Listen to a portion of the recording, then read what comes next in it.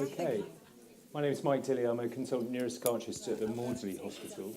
I'm going to talk to you about the rather low content, in terms of evidence, treatment of agitation and aggression after brain injury.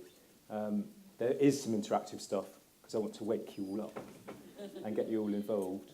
It is quite difficult to get everybody involved in such a big room, so hopefully please shout out. There might be opportunities for sending around microphones to pass to people, but if you can raise your voice and tell me what you think, that would be good. Okay, my first question to you is not a trick question, but what do you consider agitation to be? Does anyone want to suggest from their perspective of either looking after patients, being a patient with a brain injury, what is agitation? Restlessness, somebody said at the front. So, visible restlessness, feeling anxious, maybe feeling frightened or fearful. Any other suggestions from anyone else? It's not an easy question. An element of distress. An element of being distressed. Okay. It's really not an easy question. It isn't answered particularly well in the literature.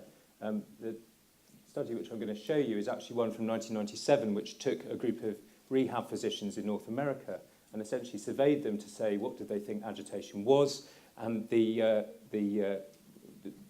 descriptions that they endorsed for greater than 50% as this list, so including physical aggression, explosive anger, increased psychomotor activity, which you said, that restlessness, visible restlessness, being impulsive, being verbally aggressive, being disorganised in one's thinking, maybe having perceptual disturbance or having problems with attention.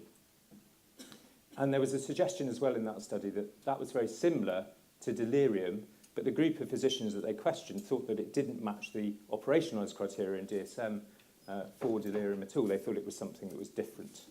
So there's a lot of kind of different opinions about what constitutes agitation between physicians and clinicians. But this definition from Lombard and Zafonte a few years ago kind of summarises all of that. Post-traumatic agitation is a state of aggression during post-traumatic amnesia. The state occurs in the absence of other physical, medical or psychiatric issues, and it can be manifested by intermittent or continuous verbal or physical behaviours. And to a degree, that's what we see clinically. So patients often present after coma, after they've come out of intensive care, after they've been extubated, often after they're being weaned from the ventilator, and they present as restless, noisy, they're pulling at NG tubes, at cannulas, at their catheters, pulling things out. They don't cooperate, they're disoriented. And then later, whilst they're still in PTA, they have a tendency to wander around into other patients' rooms, be intrusive, find themselves all over the ward, particularly in acute settings. And there's something which is akin to the psychiatric condition that we see in patients who are taking neuroleptics, akathisia, this kind of sense of internal restlessness, not being able to settle down, not being able to keep still. And this generally resolves by the time that the post-traumatic amnesia period has ended. So I'm going to talk to you, really, we often talk about agitation and aggression as being synonymous or interchangeable words. Trying to differentiate what aggression is from agitation is often quite hard. As you just saw in the definition that I gave you, it defined agitation as including aggression. It doesn't see them as being different. And to a certain degree, the differential effects of medications on agitation and aggression, there are no differential effects. So actually saying that we need separate definitions of both of those might be something which is more of an academic point than a treatment point. I'm going to talk to you about two stages in the patient pathway after brain injury. Early, when agitation is much more prominent, around about a third of people having agitation after traumatic brain injury in this cohort. And then the later group of difficulties where aggression is more problematic, with irritability, problems with temper management, explosive temper, which we see in clinic many years after the initial trauma. So, what we can say about agitation is that it predicts a number of outcomes. So again, in this fans and out cohort, restless and agitation predicted the outcome at a year. And of those who were restless and agitated, it was twice as likely that they'd have emotional disturbance. So 63% having emotional disturbance versus 34% in the non-agitated group. And there was an association between increased irritability, loss of initiation and depression later in life with early agitation. So early agitation predicts poorer outcomes later on.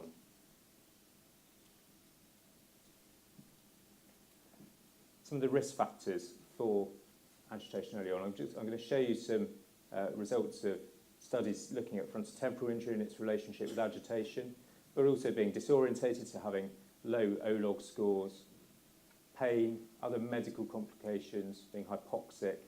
Importantly, prescribed medications being associated with agitation. So when somebody's withdrawing from alcohol, for example, or opiates. Sedation, paradoxical disinhibition, so prescribed medications by doctors where actually instead of having a sedative impact, you actually disinhibit the patient and they become more agitated.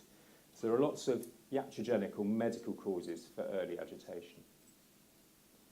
This data is about the association with frontal lesions, again in a Van denElt study, looking at a cohort with mild to moderate TBI, 67 patients, and looking at the correlation between a frontotemporal injury and measures on the avert agitation scale, so no disturbance or restless and agitated. So if there is a frontotemporal injury, 50% in comparison to no disturbance in comparison to people without a frontotemporal injury being essentially similar across both groups. So my next question to you is, how do you define aggression as a group? What is aggression?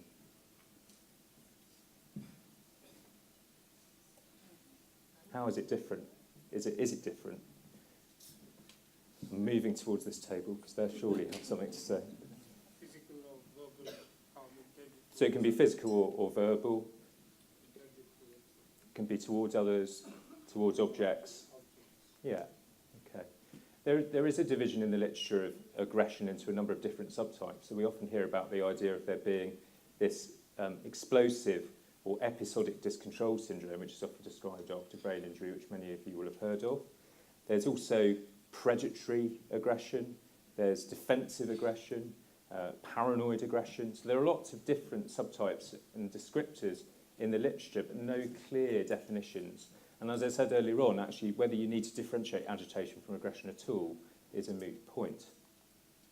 But risk factors for later aggression, as we've already seen, earlier agitation predicts later life aggression after injury.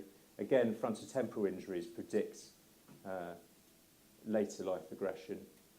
Problems with antisocial personality, antisocial behaviour, morbidly pre-injury also cause problems, and there's this sense that somehow frontotemporal injuries might magnify pre-existing antisocial behaviour. Epilepsy and anticonvulsant use in itself, depression and anxiety, substance and alcohol use and psychosis. So a whole group of mental disorders or problems with substance and alcohol use, premorbid factors, and then in terms of the sequelae of the injury itself, and particularly the association between frontotemporal injuries. So here again is some information about later presentations of aggression 6 months post-injury in a study by Totino. And this looks at 89 consecutive admissions to a rehabilitation unit. These people having a PTA, a post-traumatic amnesia, of longer than 30 minutes. And of those who had problems with aggression post-injury, 41% have a focal frontal injury in comparison to those who don't have problems with aggression, only 14% having a focal frontal injury. So there's an association, a relationship between the lesion location, the injury location, and the presence of aggression even after the acute period. And then even much later, this is 10 to 15 years post-injury in this cohort of war veterans in North America by Grafman and colleagues. Again, these subscales on the aggression measure. Those with particularly orbitofrontal injuries are much more likely to get into fights and threaten to injure people than their non-frontal peer group. Okay, so there's an association between the lesion location and even at that stage, 12 to 15 years later, aggression and challenging behaviour in that context. So we're going to quickly talk about the management. Assessment, it's always important, and as Andrew was saying earlier on, to gather information about what is happening. You might consider using different measures, so the aggression scale, agitated behaviour scale, and of course assessing risk and making sure that everyone's safe, both the patient, other patients and staff around them. If there are children, if the patient's at home, they obviously need to take prime concern as well. And then you should always be thinking whether there's a physical cause for the agitation, whether there's something which is a secondary association with the primary brain injury, so whether somebody's starting to develop hydrocephalus, so that in itself can cause worsening confusion and so worsened agitation, whether they have an infection, or whether the patient's in pain. Those are all factors which might in themselves trigger a worsening in agitation. The mental state's important. So being able to see whether there have been deteriorations in orientation or cognitive state, you might use the OLOG for this. It's a simple measure. The Addenbrook's cognitive examination is a more complex measure, but it's quite difficult to use in this group because they're hard to maintain their attention to questions. And then you're going to be looking for the main sequelae in the mental state of brain injury, which might have either been present before the injury or arising de novo afterwards. Withdrawal and craving, so alcohol, opiate withdrawal, and the importance of the patient's insight and assessing that at this stage in terms of the legal framework which you might need to manage them under if you're thinking about medications or where they're going to stay or be transferred to. Again, I highlight the importance of just making sure in the assessment of agitation that you look at the drug charts and make sure that there isn't any iatrogenic cause, a medical reason why somebody might have deteriorated. In terms of side effects of medications, the common difficulties being with antipsychotics, so haloperidol is a big problem in this context of causing anticholinergic and extrapyramidal side effects, so problems with agitation arising from the actual side effects of the medication. Again, as I was saying earlier on about akathisia being very similar to agitation in this group. Akathisia caused by haloperidol or drugs which affects dopamine in the brain can present with worsened restlessness and indeed increases in violence as a consequence. So, management. Need to treat any associated mental disorder. And then there's this sense actually that rather than jumping in and sedating the patient and keeping everybody happy because they're sat in the corner quiet, snoring, you should actually wait and make sure that you're supporting staff, that you're providing environmental support, you're providing behavioural guidance if it's at all possible. Now the reality of that in an acute medical setting, particularly in a surgical or acute medical ward, is actually it's very difficult to achieve with changes in staff and very difficult continuity essentially and consistency. But ideally, you should be supporting staff as much as possible, providing a crisis plan, and if somebody's not already in a cognitive behavioural unit, thinking about referring them as soon as possible, but in the meantime, using a side room, engaging them, routinely orientating them, providing them with opportunities to meet with their family. If they're very restless, actually providing opportunities for them to move around freely as well. In terms of medical complications, you should be looking to see whether they've got another bleed or whether they've developed epilepsy. So that's a subdural hematoma, for example. Treating associated mental disorder in aggression, this is later, or alcohol or substance misuse again. And always using the neuropsychologist to be able to identify whether there have been changes and also what the antecedents, the behaviour itself and the consequences of those are, and setting up behavioural guidance. That's very similar in the agitation and late aggression periods in terms of assessment. General guidance for drug treatments, always starting at lower doses. I often start at half the standard recommended dose for adults in most medications. and increasing them gradually, one drug at a time. There is a tendency sometimes when everyone's panicking about somebody who's agitated or aggressive to pile in loads and loads of medications, and when it doesn't work immediately, to just add something else. And then by the time you actually see them a few weeks later, drooling and completely sedated, they're on 6 different medications which have no rationale whatsoever for having been added together whatsoever. In taking one drug at a time, if it doesn't work after a 6-week period, stop it. There's no point in keeping people on things that aren't working. There's a tendency for us to keep on giving the medication even though it isn't actually having any effect, and then adding something rather than saying, right, that hasn't had any effect, let's stop it and let's start something different from a different rationale. We need to be careful about which drugs we choose. Those which lower seizure threshold in somebody, for example, that might be presenting with post-traumatic seizures could be problematic, but not necessarily. Depending on what their presentation is, if they had comorbid depression, for example, you'd want to be treating that, and in turn might improve their seizure control. But you need to be wary of it, particularly in drugs which affect sodium in the blood, like carbamazepine. Extrapyramidal effects or anticholinergic effects, as I said, with haloperidol or some of the other antipsychotic medicines, just being wary of the doses that you're using and making sure that you're not giving the patient side effects. And then another important thing in terms of the use of anticonvulsants, their interaction with other medicines that the patient might be on. So again, drugs like carbamazepine can affect the metabolism of other medicines that the patient's on, and so therefore you need to be careful about what they're taking. So, agitation.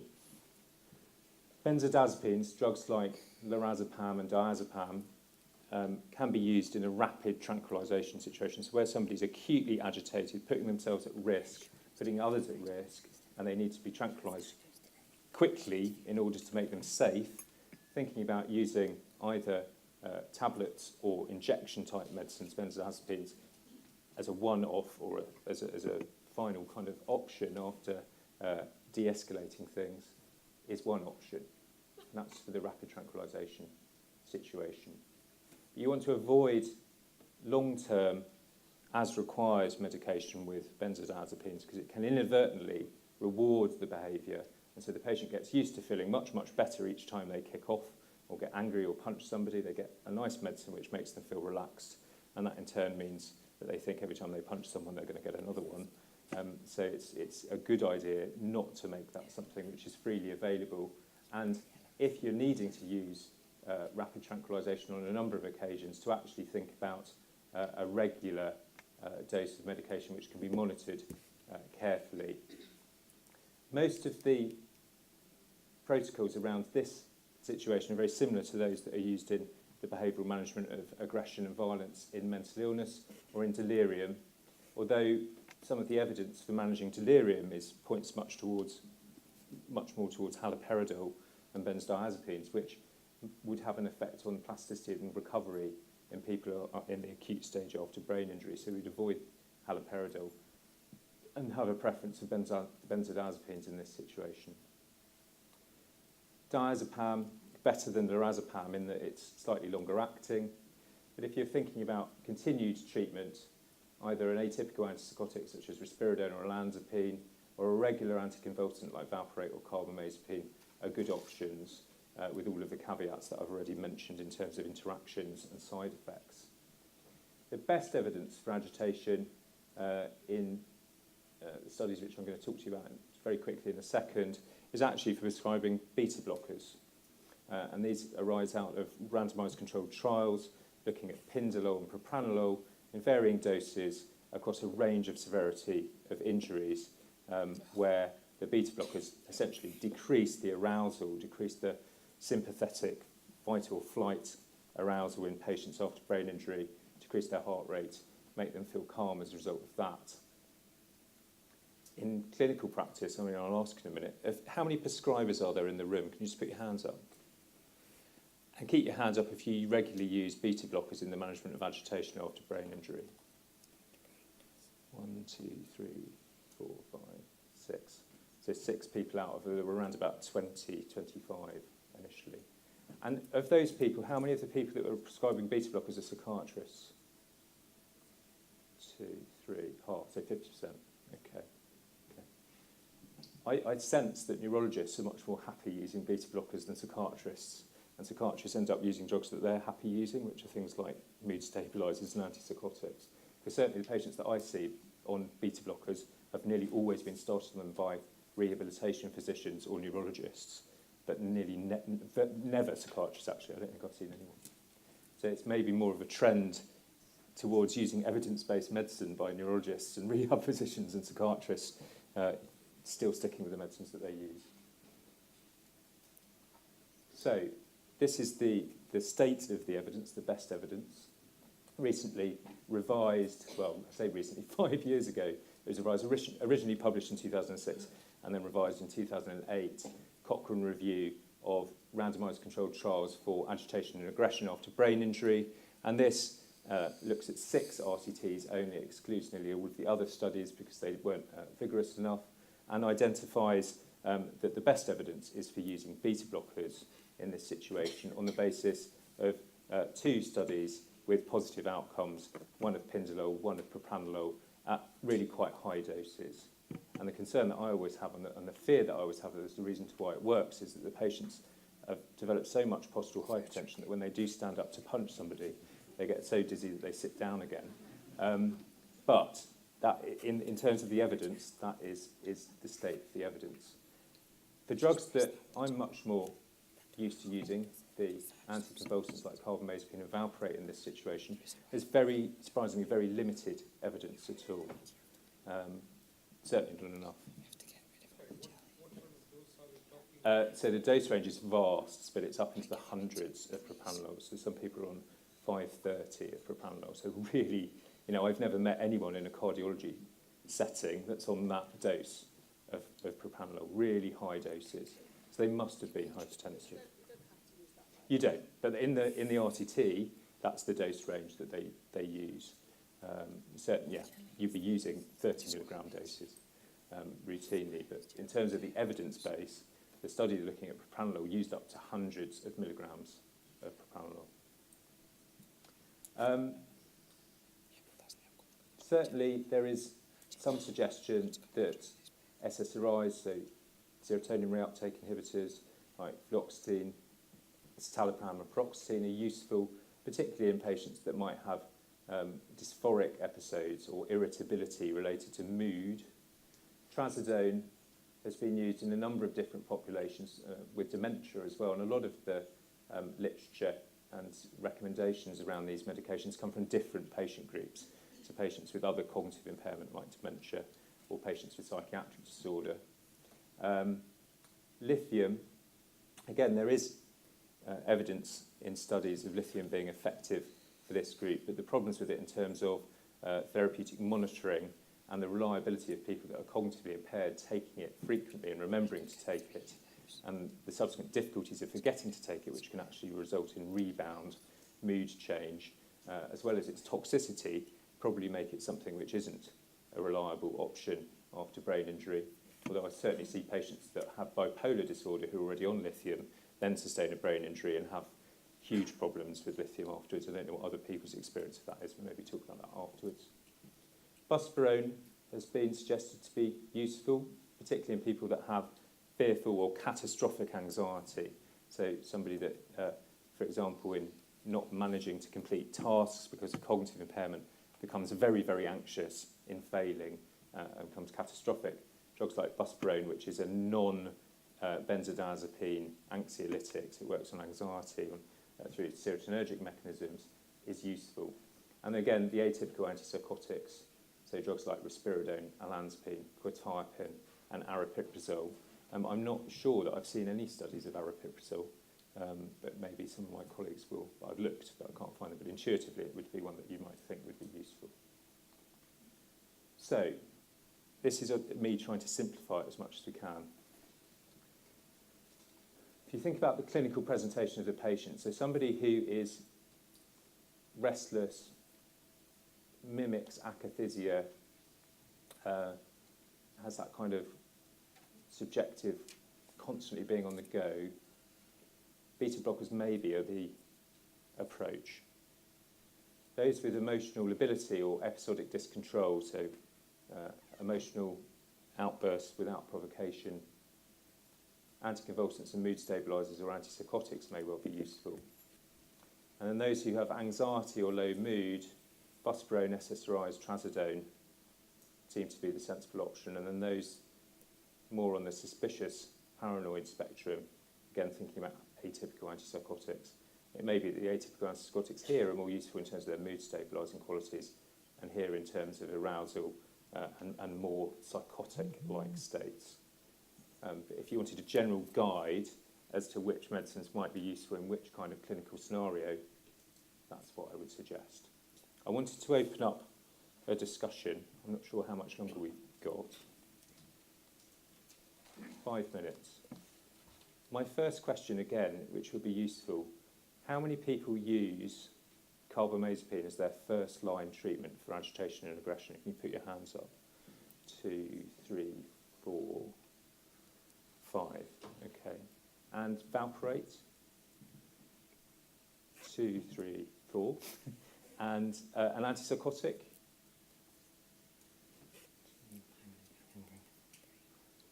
7. Okay. Can I just ask the people in the antipsychotic group why, what their preference for antipsychotics is? Niraj, I don't know if you want to. It depends, kind of agitation. I think kind of you differentiate. Some people have more of emotional ability, and you tend to go for stabilizer like carbamazepine. But some people who have just pure agitation, isn't prominent mood ability, you go for a typical antipsychotic. You tend to use risperidone and and generally smaller doses are enough, particularly people in community and post-acute settings. Yeah. One of the things I was going to ask you is, I think we haven't differentiated between people who are within PTA Yes. and out of PTA Yes. and managing agitation and aggression. Gone into that. But I think let's talk at the Well, I same did, moment. insofar as saying that agitation and saying that that was something by definition was happened during PTA, and then aggression being something which is later. But actually there's no differential effect of medications between those two definitions. So in the Cochrane review, they subdivided people into the acute agitation group during PTA and those that weren't. So they weren't confused, and it was post-PTA. And then they looked at a second analysis to be able to establish whether there were differential effects between those groups of the different medications, and they found that there weren't. So the question as to whether you should actively subdivide the two groups up, which intuitively makes sense because people in PTA you would think would react differently to people out of it, hasn't, certainly in terms of the literature to date, shown any difference between the medicines. But PTA could bring in a completely different literature, because PTA is a kind of acute confusional state. Yes. They are disorientated and all that. And if you look at dementia, delirium literature. Yeah, sorry. Do you have a mic? Yeah.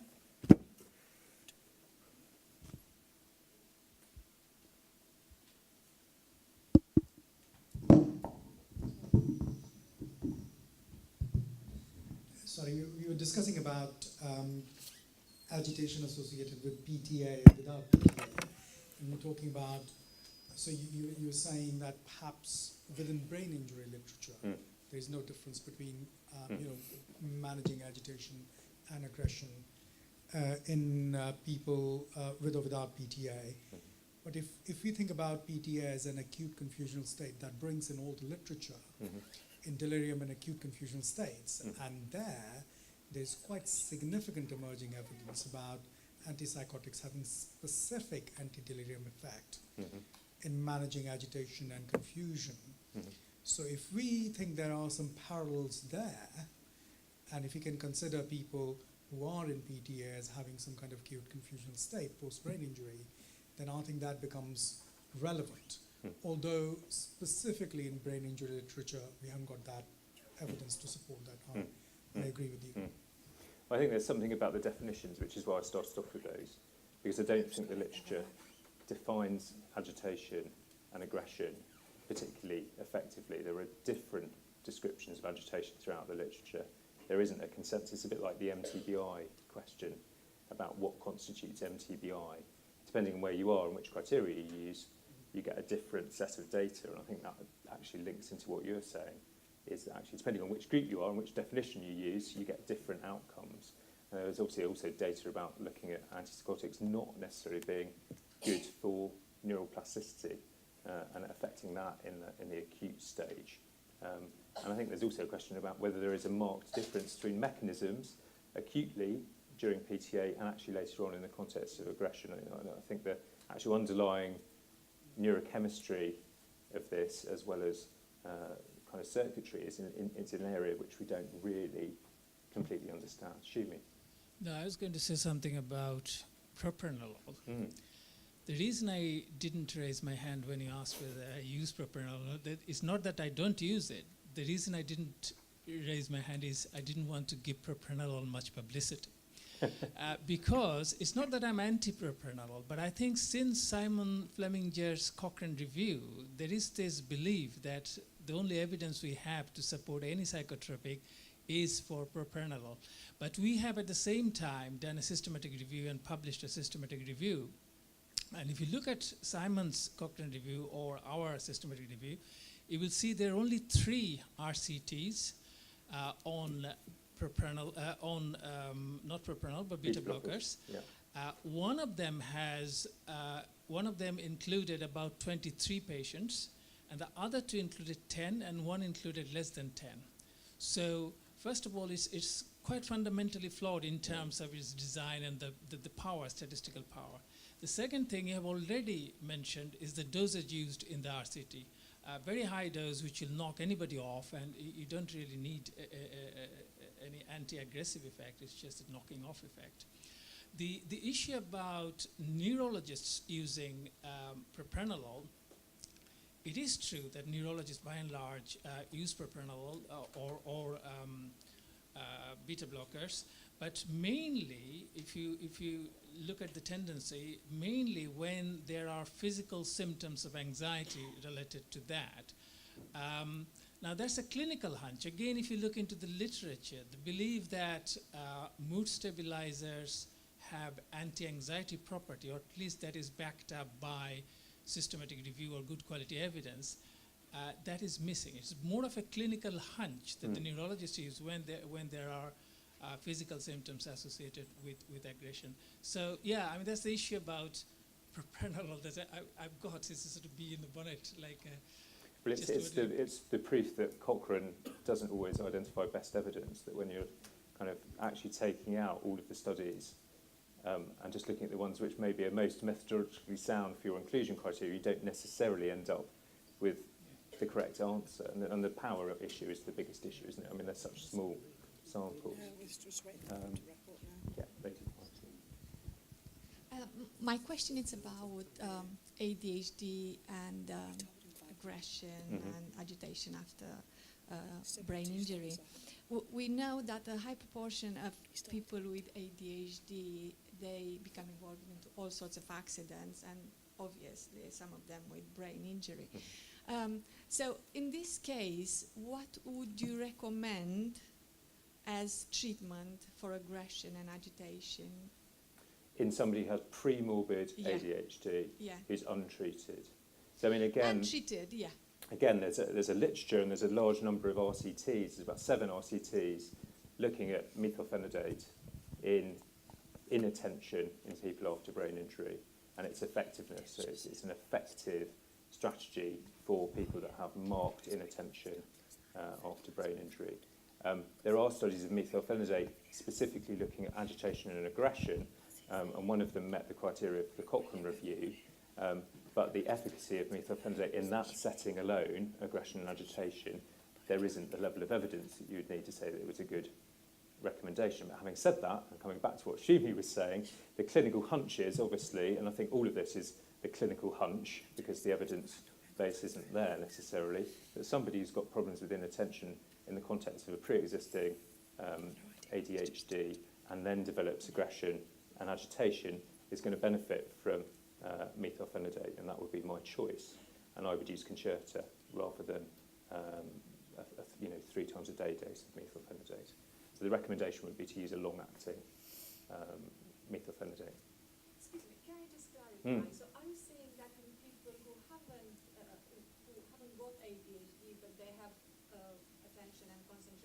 So same answer, but without saying that they've got premorbid methylphenidate. You can describe. Yes. Yeah. So there are good RCTs around inattention after brain injury, less so about aggression and violence, but intuitively it would make sense to use that, assuming. I mean, there's one other area where methylphenidate is used, is the apathy and withdrawal symptoms following TBI, which is quite common. Again, there isn't any evidence to back it up. It's again, the clinical Yeah, hunch. gut feeling. Yeah. I think we need to finish. George is hovering. Thanks very much.